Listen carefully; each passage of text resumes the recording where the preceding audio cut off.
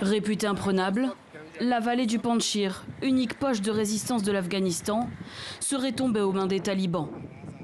Depuis plusieurs jours, les nouveaux maîtres du pays disaient avoir gagné du terrain. Dans une vidéo publiée par les insurgés ce lundi, des soldats hissent un drapeau taliban devant le bureau du gouverneur provincial. Nous menons des opérations tactiques pour forcer le mouvement de résistance à quitter la zone. Selon nos informations, le Panjshir tombera sous l'émirat islamique très bientôt. D'autre part, des informations circulent affirmant que nous aurions subi des pertes considérables, mais ce n'est pas vrai. Le mouvement de résistance tente de donner de l'espoir à quelques personnes et de les encourager à lutter contre nous. L'accès à cette province enclavée du nord-est de Kaboul est complexe. La situation sur place reste donc difficile à vérifier par des sources indépendantes. Côté résistance, certains parlent de crise humanitaire dans le Panjshir, d'autres disent s'être retirés dans les montagnes.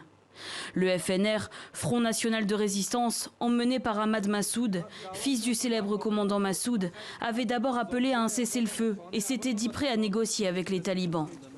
Mais le FNR semble avoir changé de ton.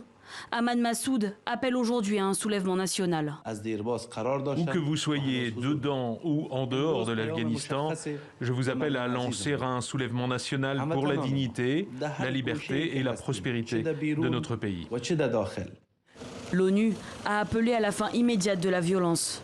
Mais près de 20 ans après les attentats du 11 septembre, Washington considère que les conditions d'une guerre civile sont réunies en Afghanistan, laissant craindre un regain de force chez certains groupes terroristes.